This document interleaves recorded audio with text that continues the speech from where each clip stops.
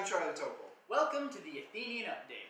We are here to inform the CWRU community of campus news, local news, and national news. At least until the Daily Show comes back. We are brought to you by the Athenian, CWRU's humor magazine, the group that tries to make everybody's life a little bit better, but usually doesn't. So let's get started. CWRU's contract with the notoriously problematic Blackboard ends this summer. A general consensus from student surveys has been that the only thing less effective than Blackboard is building a wall across the country's border. Case Wireless has been slow for 3 weeks. In other news, the grass is green and the sky is blue. For those of you that do not know, Alphabet has been in the news a lot lately.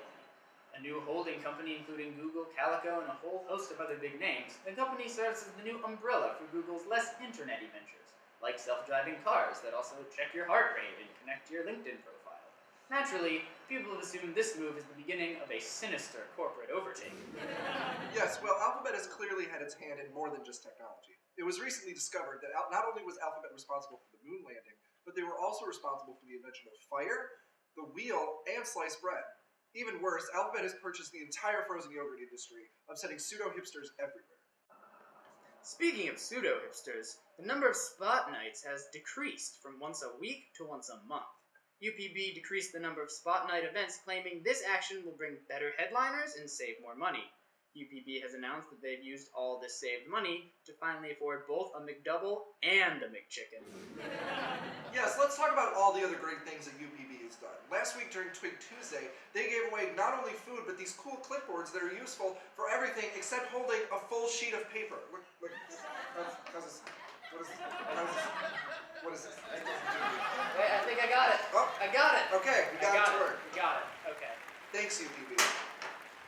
CWRU is currently in the middle of an influx of business majors. Oh, wait, I read that wrong.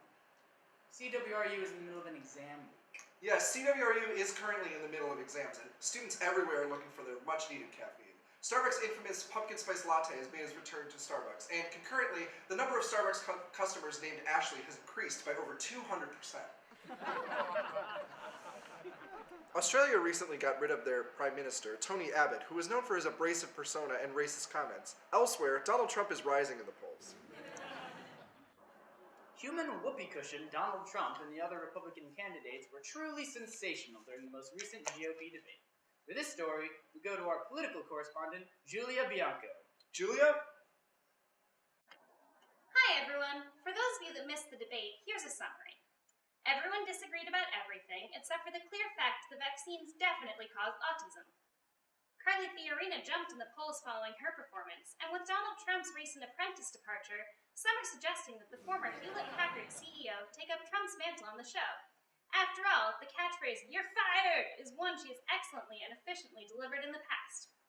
Elsewhere on the 11-person stage, George Bush's brother claimed he was his own man, trying to separate himself from his family's policies.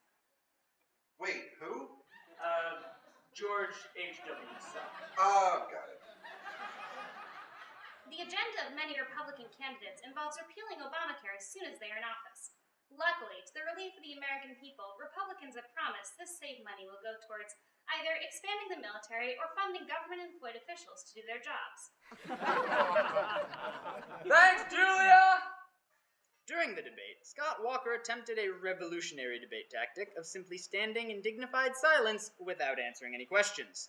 Since the Republican debate, Scott Walker has dropped out of the race, probably earning him more publicity than his time as a candidate.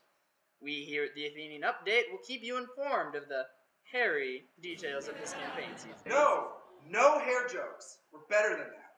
We have to have at least one hair joke. No. Looks like we're parted in the middle on this one. Ahmed Mohammed, a 14-year-old Muslim high school student in Texas, was arrested last week for bringing a homemade clock to school, which authorities mistook for a bomb. This is ridiculous. Back in Sunday school, the priest would whip out his clock all the time and... clock. Not clock.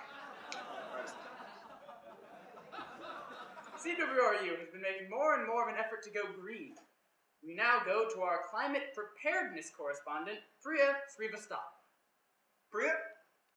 Thanks, Paul. The White House recently announced its new Smart Cities initiative to help communities tackle concerns like crime, job instability, and climate change.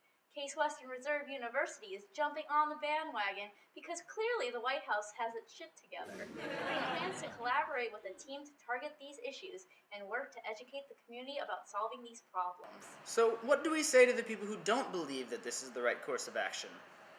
Well, Paul, the main opposition seems to be that those who do not believe in global warming, sporting the slogan, "What if we improve the world for nothing?"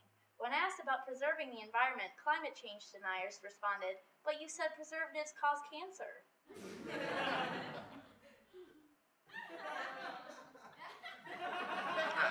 Well, thank you.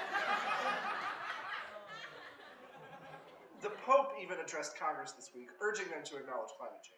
Okay, so we spent 3 hours trying to think of a punchline to this joke, and we couldn't decide on just one. So here's all of them! The Pope even addressed Congress this week, urging them to acknowledge climate change. This prompted conservatives to release a statement saying, "Well, you got us." But it just sounds like so much work. With both science and religion pushing them to act, conservatives were left with no response other than, "Thanks, Obama." Conservatives are now accusing Democrats of not finding a solution, complaining that the process has been sinfully slow. Conservatives responded, "Climate change is not in the Constitution. You can't just redefine climate change." That's all for today. We here at the Athenian Update would like to thank you for tuning in to our very first episode. I'm Paul Palumbo. And I'm Charlie Topol. Thanks, and keep your shirt on.